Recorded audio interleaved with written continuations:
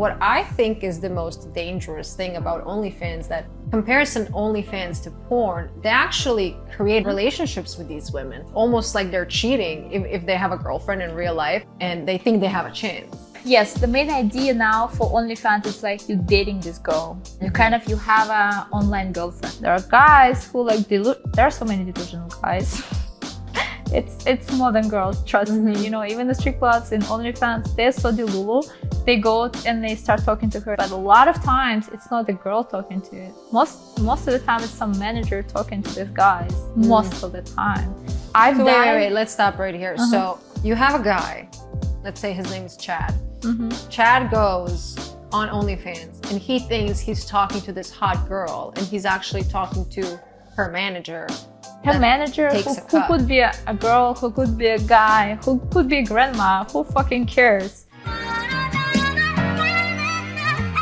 Well, hello everyone, and welcome back to Bougie Best Friend Podcast. I'm your host, Coco, and I wanted to thank you for joining me in this episode today where I interviewed my guest, Vera Smirnova. I'm going to start this intro off by saying when you hear the word stripper or strip club, OnlyFans, I'm sure there's some kind of emotion inside of you, some kind of reaction. You know, some people find it fun, some people find it sexy, some people find it flirty, and some people just completely judge everything regarding to this industry and the girls who are a part of the industry. And I wanted to bring somebody on the show who can be open enough and share their experience, their mindset, what actually goes behind closed doors, and why did she eventually stop.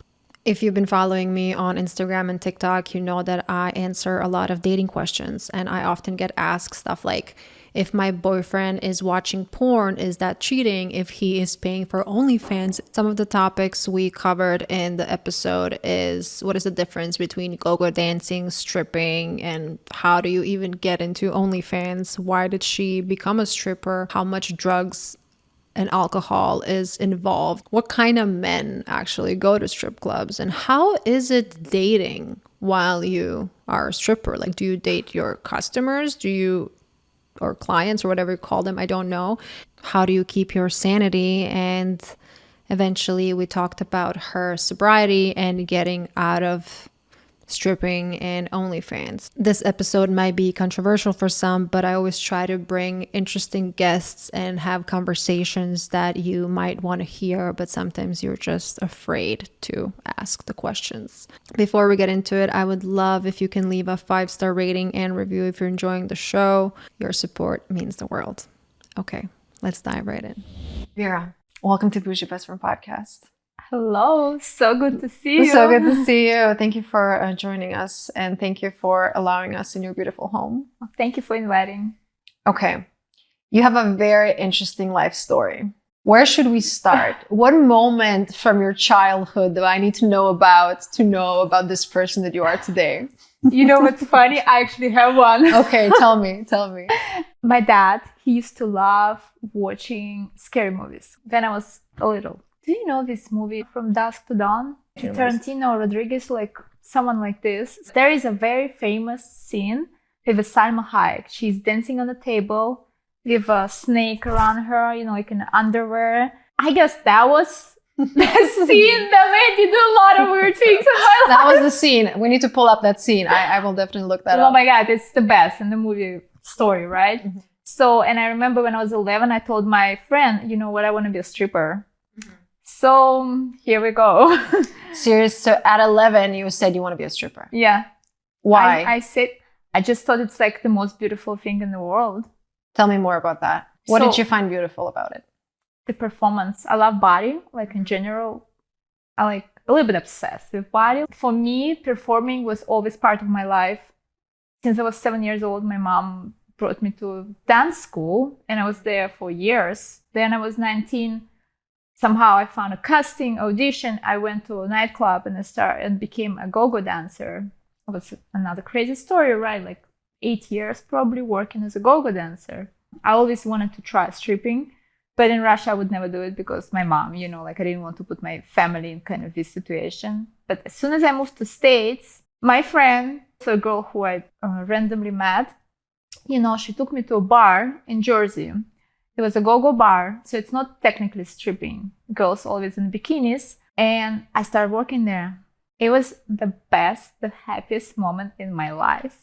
I swear to God. How old were you back then? 27, 28. So basically our job was performing on the stage, not taking any clothes, just bikinis, very sexy, very hot, going around picking up the tips, lap dances. That's mostly it, you know. The first night I made $300. For me, Russian girl, Yeah. $300 is a whole month. Yeah. Okay? Yeah. And guys buy me drinks, champagne, throwing money. I'm like, holy shit, this is the dream life. Like, what can be better, you know?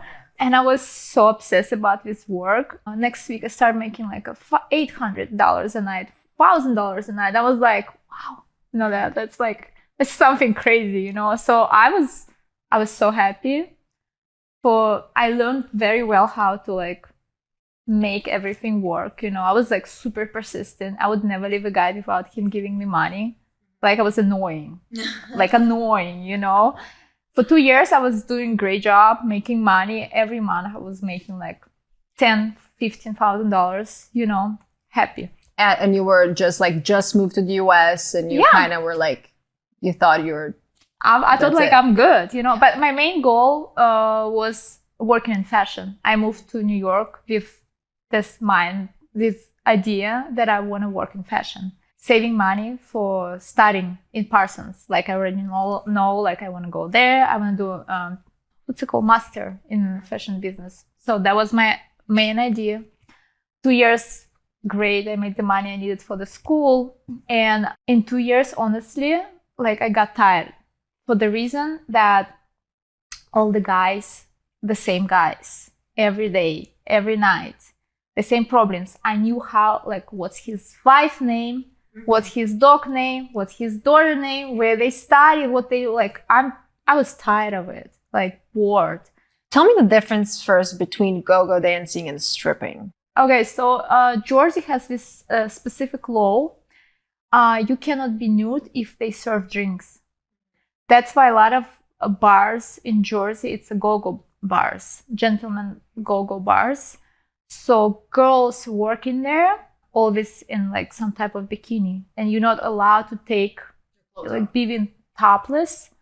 Even like police come check, they're gonna close it down, you know. It's very strict rule. But at the same time, in Jersey there are clubs completely nude, but you cannot buy alcohol there. It's like very like, you know, it's either or. Yes, America has kind of weird laws. Like my parents didn't know. I didn't tell them what exactly I'm doing. They know I'm dancing, but what kind of dancing, where I'm going. Do they know today? To be honest, my mom, she's still like kind of don't know exactly what I was doing. You know, I think she knows a lot of things about me now. Like I don't think she knows like I was a stripper, you know? Yeah. What do you think she would say if she did know? Well, she knew I was a go-go dancer. So in Russia, for example, right, I was dancing in like small lingerie for 8 years. I told her I'm doing it. She wasn't happy about it, but she also couldn't tell me anything, you know, because I was this type of kid that like I'll be scared, I'll be screaming, fighting, but I'll do it anyway. So she couldn't do anything about it. She just accepted it because there is no other way. So you said you started go-go dancing and then after a while you decided to switch that to stripping, or how did the story go? So I got tired of this exact like particular place. I grew grown out of it kind of. So I decided, okay, that's the time now. I want to go, and I decided to take TOEFL. I did the test. I think I missed like 6 scores. Instead of taking another test, I started doing Instagram. I'm like, you know what? I'm still young. The school can wait. So let me try the Instagram. It was the time when Instagram became very like a lot of girls started doing like, you know, lingerie photos, like this explicit. And I always love, you know, as I told you, body, like, and everything with it. I'm like, I never even thought about it, like showing so much body on Instagram. I was like, fine, like, why not, you know? Obviously, I love attention, and kind of like my life story, it's all about attention at some point, you know? And you start modeling, you get in so much trouble because a lot of photographers are absolute bullshit, fake. It's like a pervert dude, take a camera and then like, oh girl, like I'll make you a star or something, you know, like a lot of guys, photographers, they sleep with models, they don't give them photos back, they treat them like shit, they touch them during the photo shoots, you know, like they're all of it. I'm sure you heard about it. I mean, I've been in the industry also, and I see when a photographer is sleazy and when he is in it for the wrong reasons. Yeah, I've seen a lot of sleazeballs. Yeah. I worked with a bunch of them myself. I mean, honestly, I end up in such crazy situations sometimes. But, you know, I'm thankful for that. I learned how to take photos. I learned by myself how like be a photographer as well, you know, how to do content and like how to look good on the photos, all of this. I met a lot of great people, like same, bad and good, you know, like as always in life, because I start posting a lot of these kind of explicit photos, lingerie photos on my Instagram. A lot of these photographers like keep saying like you should start doing OnlyFans, you should start doing OnlyFans, you'll make so much money. I didn't even think about it, like why not? Because I didn't want to work back in a go-go bar. So I started doing OnlyFans. First month I started doing it, I made like $1,000. How much? $1,000. I had pretty big Instagram, like 150,000 followers. Most of them obviously like some horny man, you know. So what I would expect, I'm like, oh, just $1,000? Like why so little? But that's the truth. You know, a lot of people don't actually say, like a lot of people talk about really big girls who make 100K a month, 200K a month, you know, but nobody actually tell them how many people behind these girls. There's a whole marketing team, you know, like there is no one girl who makes so much money and she all does it by herself, you know. I want to talk more about your stripping days. How was that for you? Like you decided you want to start stripping. Like tell me about the interview process, or like what did they even ask you? So the stripping, let's say like the strip bars, right? It's pretty easy. All it depends what type of girls the bar looking for. Okay. You know, every club in every city has different type of girls. Some of them, they take everyone. You know, some of them, they take, like the one I worked in New York, Sapphire, for example, right? So they like classy girls. What does it mean classy? No crazy haircuts. Black girls cannot have curly hair. They only can have certain wigs. Girls cannot wear like red, orange shoes. They only can wear like black, nude, white, or clear shoes. They have to wear certain days dresses, and I think like 1 or 2 days a week they have to wear like lingerie. The process it takes 5 minutes. So you go on a stage, you dance, you take your top off, that's it. And they decide if they take it or not. There was time when you could make 500 singles from stages, you know, for all night. Now I would say, I don't know, you like if you make $100 on the stage, you know. So that's actually the problem with strip clubs now. I think you make more from lap dances and rooms. So lap dance, what is it, lap dance, right? It's basically you dance on lap of a guy. You know, he's not allowed to touch you, by the way. Yeah. Because you have the securities. In good clubs, securities will like tell him like, don't do that. You can complain always about the guy trying to do some shit to you. The only problem you kind of cannot solve, you have to take money first, but no one girl does it. What do you mean you have to take money first? So like, let's say he wants to dance, right? So you have to take the money first and then do the dance. But no one does it. Everybody do the dance and then take the money. And that's a problem happen. There are maybe 1-2 guys a night who will say like, oh, I never asked you to do dance. You know, like they fucked up, drunk, they don't have money, and you lose your time because you have to go to ATM, or just like fighting with a guy, you know. Like, I want to talk about your mindset back then, because today you're totally doing different things. And I'm sure a lot of people who are listening, they're going to be like, wasn't there other ways to make money? So how did you decide that's going to be the route you're going to take while studying or while saving up for college or whatever it was? I talked to my therapist about this, right? And I'm like, why I was always so attracted to these bad things, like drugs, alcohol, you know, like dancing. Like I went to New York with the idea, like I have to find out all the things behind the walls, you know, like forbidden things, kind of. Yes, exactly. And it's because when I was a kid, my parents didn't really respect my boundaries. They didn't even think how they influence a kid. It was interesting. My dad would not let me watch people kissing on TV, but he would let me watch like people killing each other. You know, so like I think that's like my mindset was kind of turned upside down, you know, like bad thing is a good thing and good thing is kind of ew, weak. And I loved party. Oh my God. I loved party so much, like insane. Like I would work 7 days a week in a nightclub. 5 times I would go to university. How did I do that? How I'm alive? A lot of drugs, a lot of drugs. But thank God I'm alive. You shared about your addiction journey and you know, getting over it. How much do you think that influenced your career and like the go-go dancing and the stripping? Like how much drugs and alcohol is involved? It's insane. So when I was 21, I tried ecstasy first time.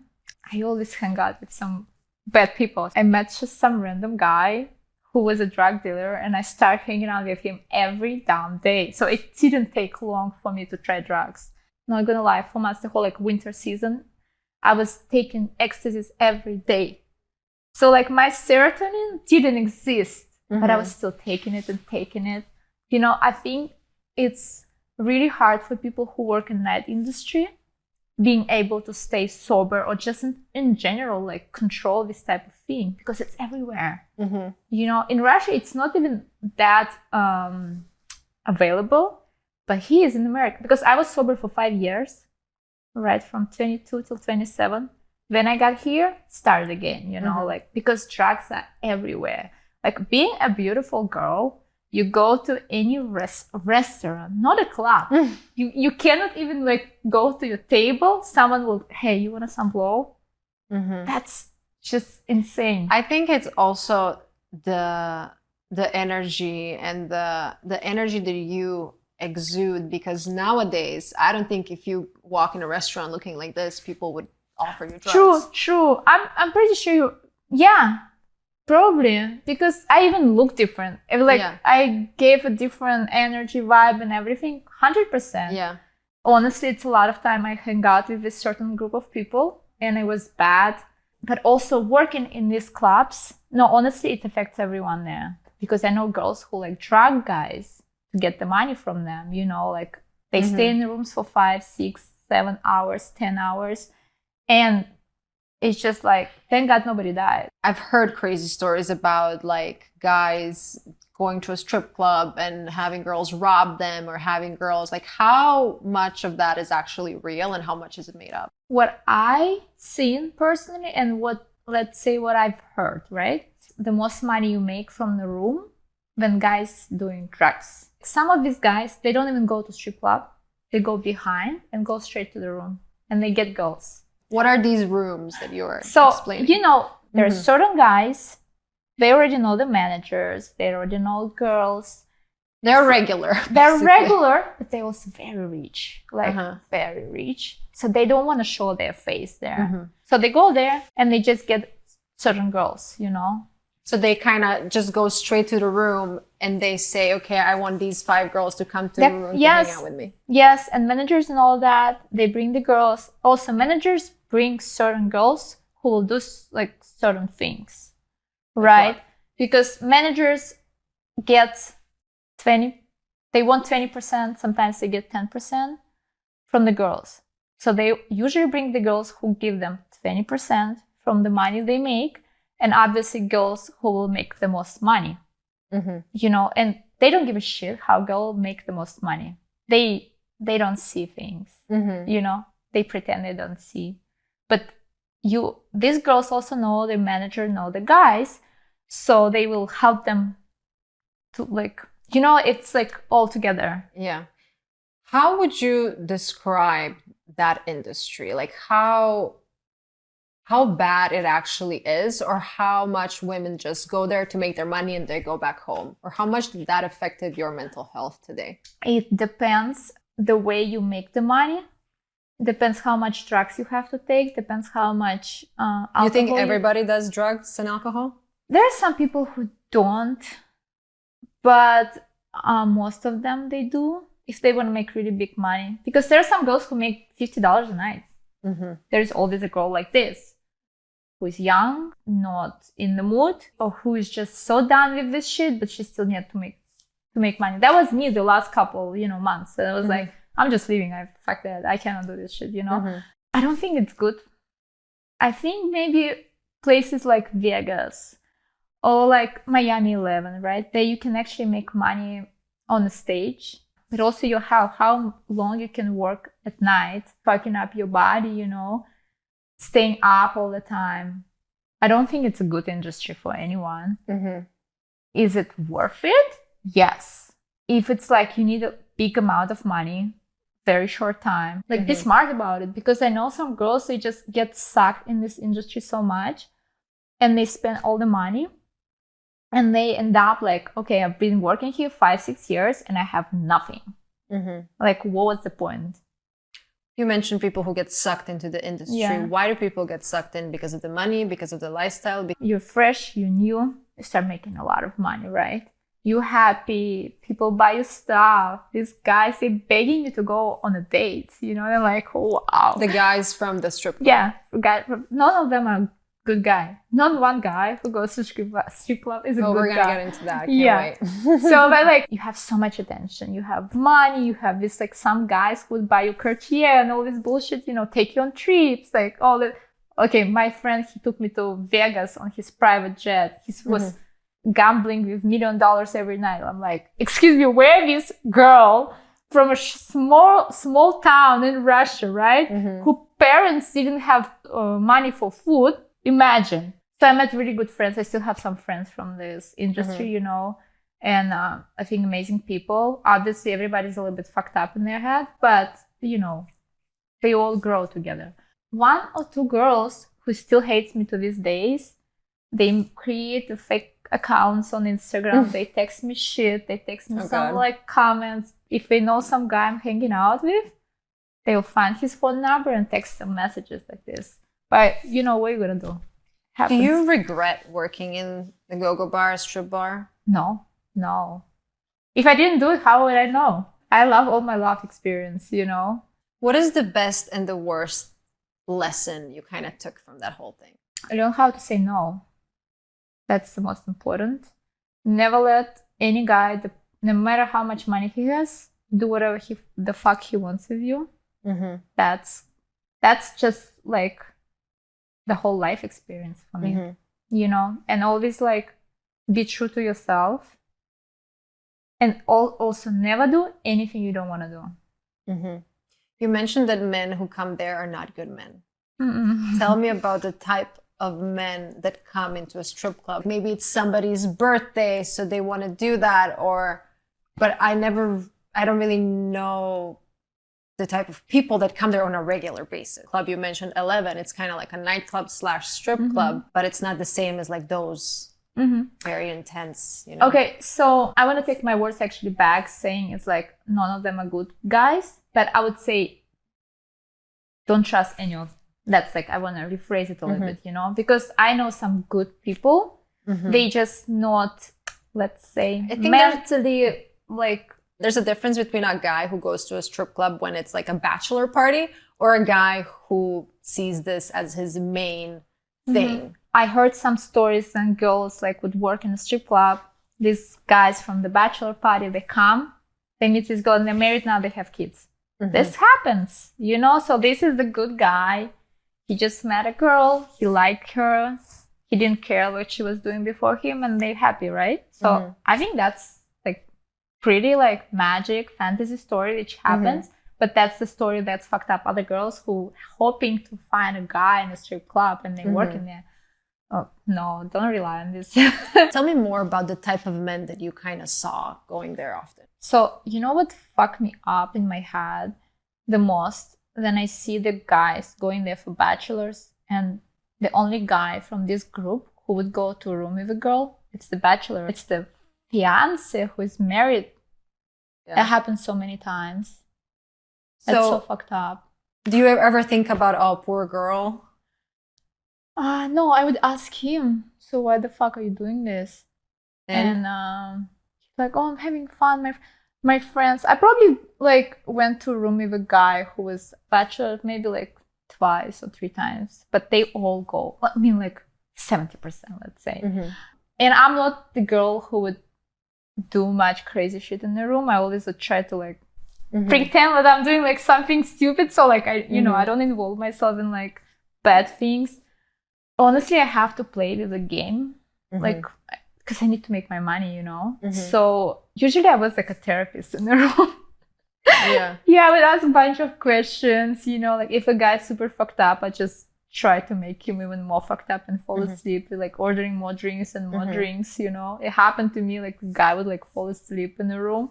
It's just like the best. You're like the The happiest. best. Yeah. I would text my friend. I'm like, hey, he's sleeping. Let's talk about something. Also, what I saw a lot with guys come and like, oh, I have a girlfriend. I'll not do anything here. Mm-hmm. I'm like, okay, I'll come back in 3 drinks.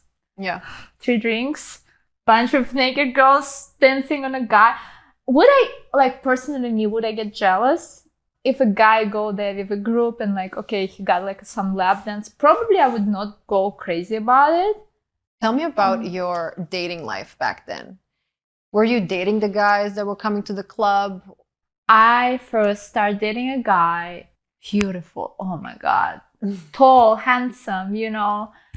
We had the best dates. Like, he would send me a list of things we can do this day. And I'm like, excuse me? Like, I was like, let's do this, this, this. And like, I was so happy, you know, like, it's like the best dates ever. Honestly, And you met him in the strip club? Yes, Yeah. I explored the whole New York with him. Literally, I've been to every club, bar, restaurant. Like, he was giving me amazing experience.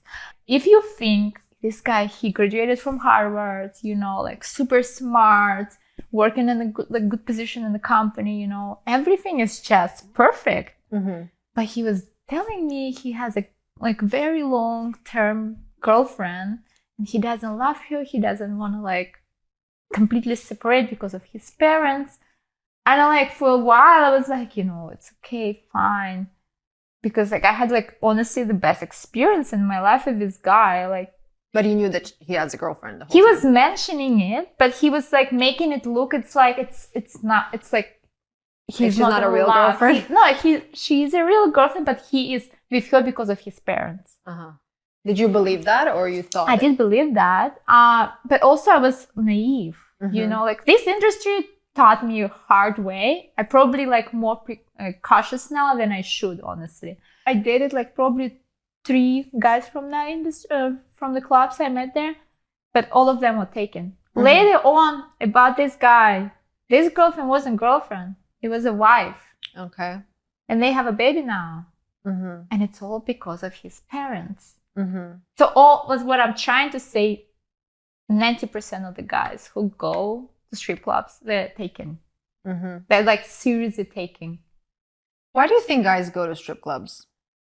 Oh, if I knew guys that well. I mean, I know them, but I don't want to judge that bad. But most of the time, they're not happy with their wife. They don't fulfill their like sexual fantasies. They're not open with their girlfriend, wives. And like a lot of time I hear stories like, oh, like she fucked up, so she's getting what she deserves. Like what? They would tell me like she cheated on me once or like something. There's so many stories. Mm-hmm. Or some guys, they just think it's normal. Mm-hmm. You know, like these old fashioned dudes, like really Older guys. 50, 60, 70. They have a bunch of money, and because they have money, they think they can do whatever the fuck they want. Mm-hmm. I want to talk about, I personally could never do this. Like, what kind of mindset do you have when you like go there and you talk to these guys? You don't want to talk to them. You don't like, how do you separate you as a human being with like, okay, this is my job. And like, I have to laugh with him. I have to do all these things, but also like keep your sanity at the same time. So that's the reason I had to like get out of this industry, because I couldn't separate myself. I was living in this mindset. I was a for longest time I was a man hater, you know, because of that. Because you saw a lot. Because I saw a lot, because I know how they, you know, a lot of guys come there to like degrade you. I heard such a weird things. Like what? One guy told me like, your lashes are fucked up. Your lashes? It doesn't make sense, right? But like, some guys would say things like, you should get your boobs done. Like, yeah. Bunch of like stupid things, you know. In general, just like, listen, like a guy sitting right next to me and like he telling me, oh my God, like you're the most beautiful girl in the world. Like I would do anything for you. I'll give you the world, right? 5 minutes left, he's sitting with the next girl. Yeah. I'm like, come on. Yeah. And I've seen it a million of times, you know, how you can trust men after that. Just seriously, like how? So when you were, let's say, dating guys who were not a part of the strip club and like maybe you met somebody out, did you tell them right away, this is what I do? Well, that's interesting because I have a question. You said you don't regret any of that. Like, let's say if you have a daughter and she tells you I want to be a stripper, what would you say? First, I'll try to love my daughter so much so she doesn't have to get attention from other people. You know, I think that's how it starts. Because not just my daughter, like I make sure like her father loves her as well. You know, all of this like I can compensate it. That's probably like the most important. Do you think that your relationship with your parents kind of pushed you into that world? Oh, 100%. The whole oh my God, I'm gonna cry. Well, you know what? If we think about it, like the whole strip club situation, you know, like it's probably like me wanting the male attention, because my dad, he never like shows like his love in the way a kid wanted. He never say me like, I love you. He never paid attention to my life enough. It was like, of course, there was some good moments. Like we would go to like some road trips together with him. That was like my favorite part. But in general, my dad was kind of, how you say it, emotionally unavailable person. He would treat my mom with silence. He wouldn't treat me bad. He never like push me, touch me, or like abuse me in any particular, like in any way. But also I wouldn't get from him what I wanted. You know, the most important rule with my dad was, don't stay between me and TV. So that's kind of, I think, describe what person he was. I don't think he was bad. It's just like the way he grew up. You know, he didn't get anything from his parents either. The love, like he doesn't even know what's the example of a dad should be, because he died when he was 11. So, and obviously my parents, they would not try to work on themselves, like trying to go to therapy or something like that. And that doesn't exist in that generation. Absolutely. Pretty much. You mentioned abuse. How much abuse happens in strip clubs or like in these situations where, you know, women are naked and guys are throwing money at them, and how much women actually, you know, you said that you learned how to say no, but I'm sure there's a lot of girls who don't know how to say no. Oh yeah, 100%. You know, the thing is, in our society, especially here in America, money is the main thing. Every song is about getting bitches and money, right? The whole work culture here, you have to work like non-stop. You know, these guys from Wall Street this is the most common guest in a strip club, by the way. The Wall Street guys, they're there every night, you know? So like just working. And so these put also the same mindset in girls. You know, they think like money worth everything, especially if a girl came from like some third world country, right?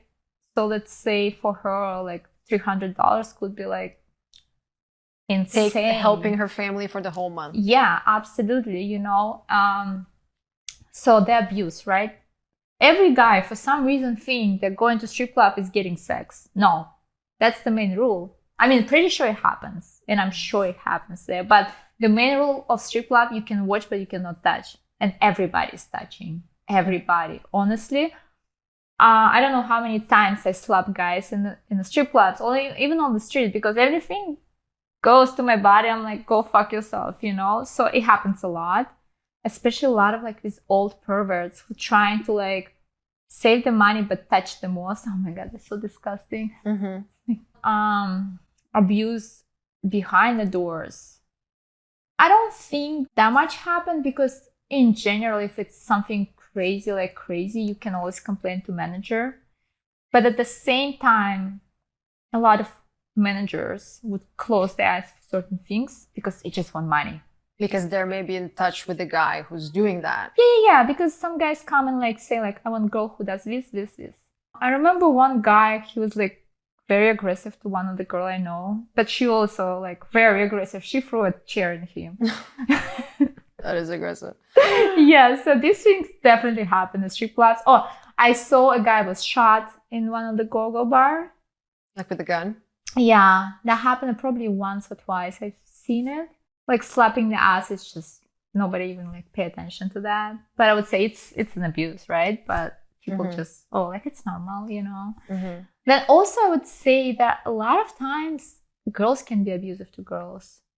Like the girls who work there? Yeah, and you know for a reason they're fighting. Someone who made more money, or someone think that she's dating the guy who is a regular who comes to strip club and he takes a dance with another girl. That's what happens too. So like she took my man. Yeah. And it's not even your man. It's probably he has a wife at home.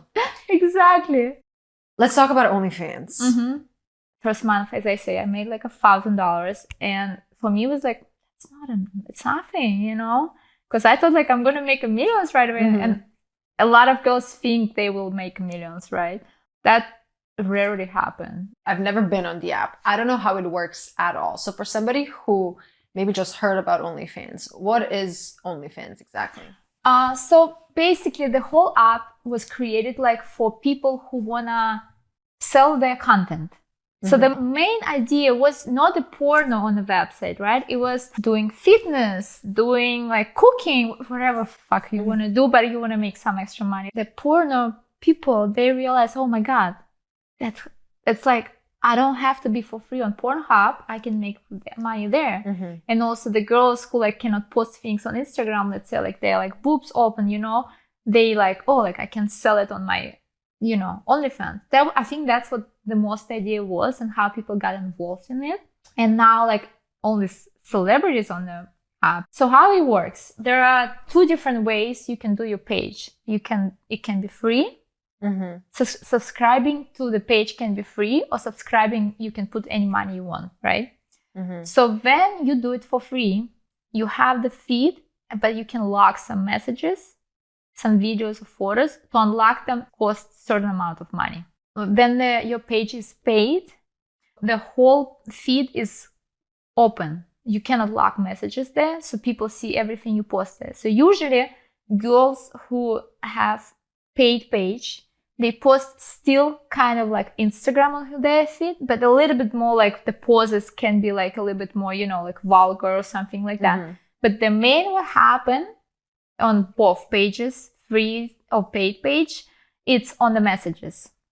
And that's how some girls make crazy money for real. For messages. For messages. Because they send locked messages. And the locked messages, you can, now it's maximum $50. It used to be endless amount. Wait, now it's maximum 50? Yes, you know why? Because the Bella Thorne, she kind of fucked up the whole industry.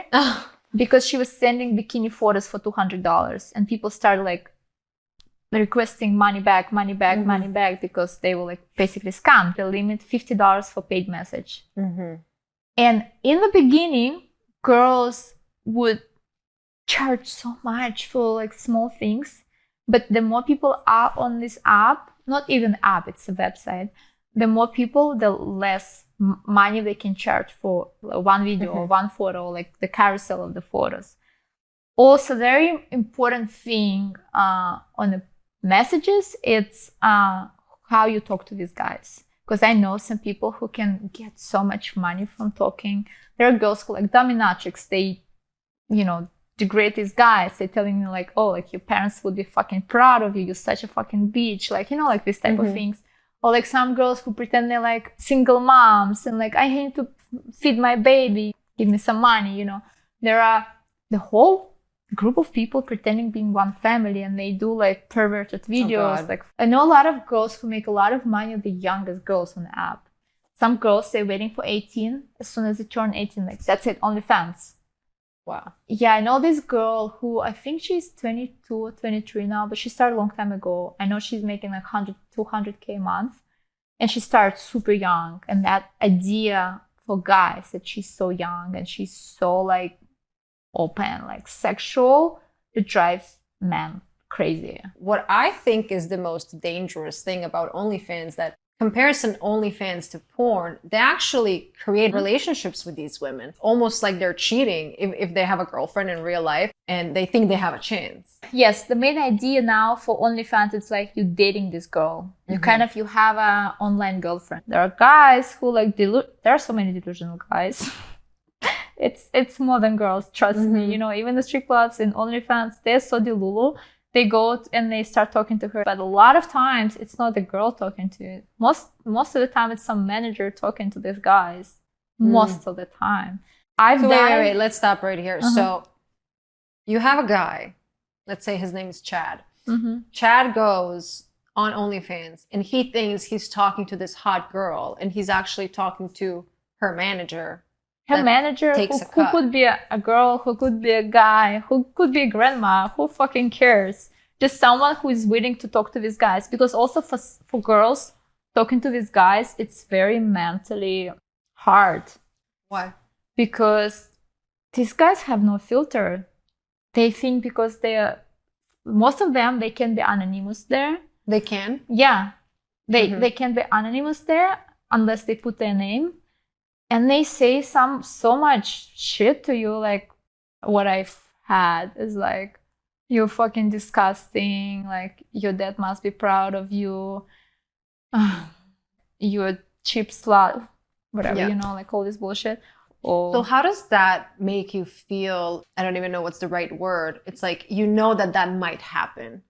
So how do you mentally even like... Why I stopped doing OnlyFans, it's the anxiety I was getting from that, the fact that I have to talk to guys. Like, I hate it. I don't want to talk to anyone sometimes, most of the time, you know? So for me, the fact that I have to be on my phone every day from 7 p.m. till midnight, answering these stupid, fucked up messages, pretending that I fucking like him, it was the worst part of it. The worst. Honestly, I don't know if I still recovered from that. And also, like, the amount of content I was, like, filming there. Also, these guys, they want more. They want more. Market now is so saturated. They can get anything they want now because there is always a girl who will do it.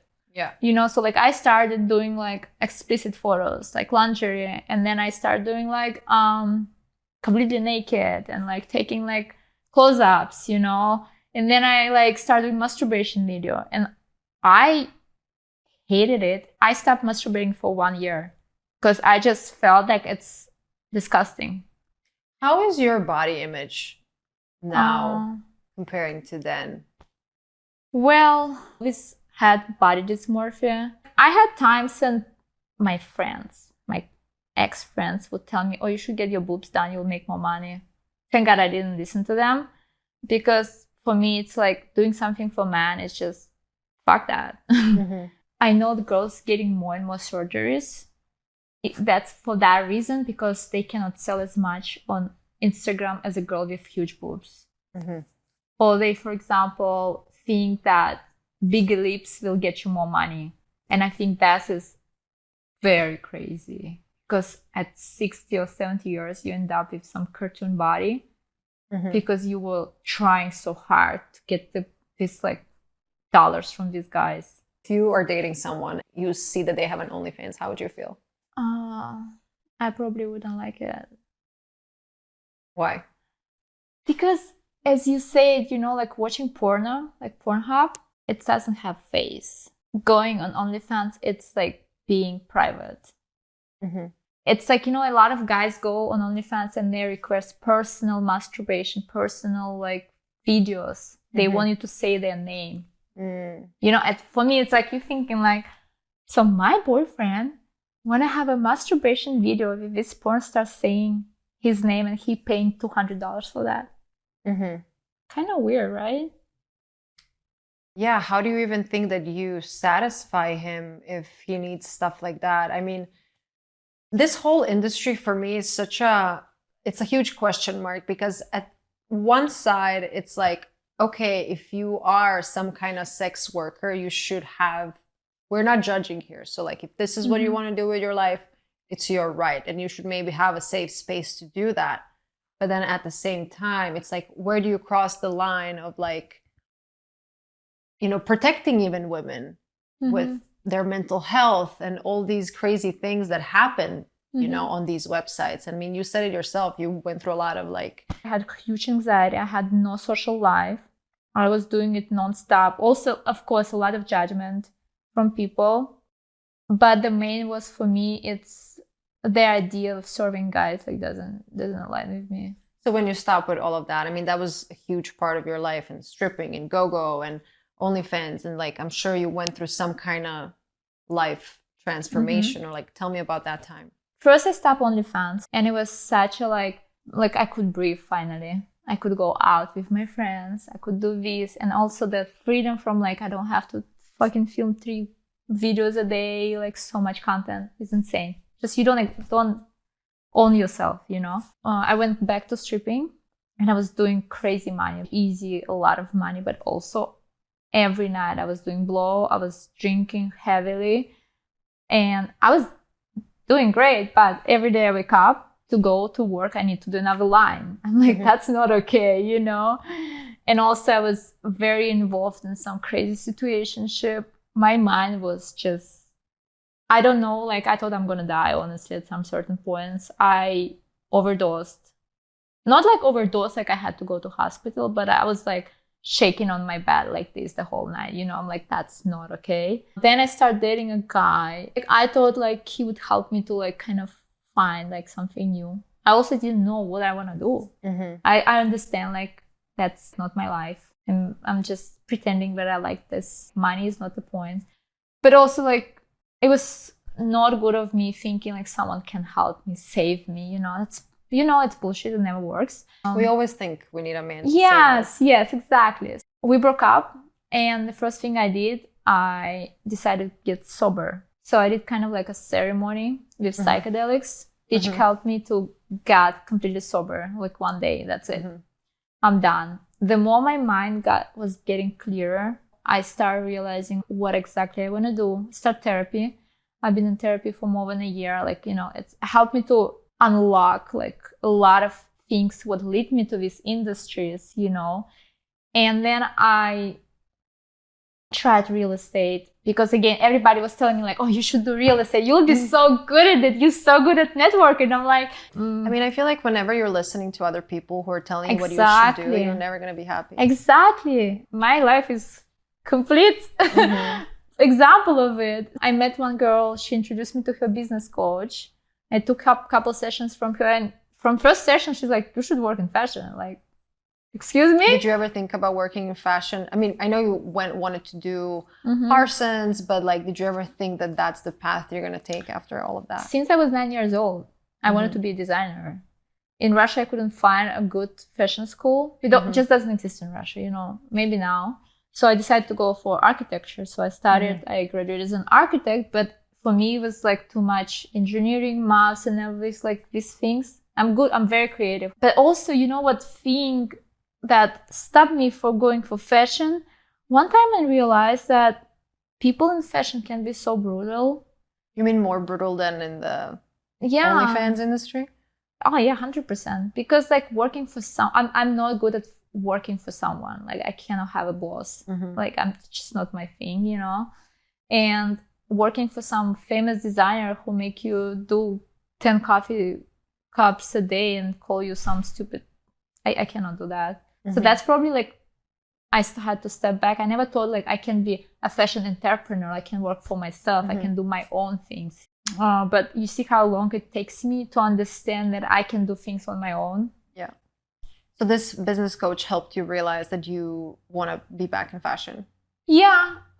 She could, just like someone who can look at you outside of the situation, and who can look at you at the person you are today and not judge you based on what you've been through or where you come from, and they just see like your passion. And when you talk about certain things, like you see that smile, you see that drive and passion. Tell me about when you decided to become sober. Why did you decide that? Was that after this overdose moment? For sure, the overdose moment. Also then just hangovers. Girl, my hangovers is just not a joke. I'm completely sober from drugs.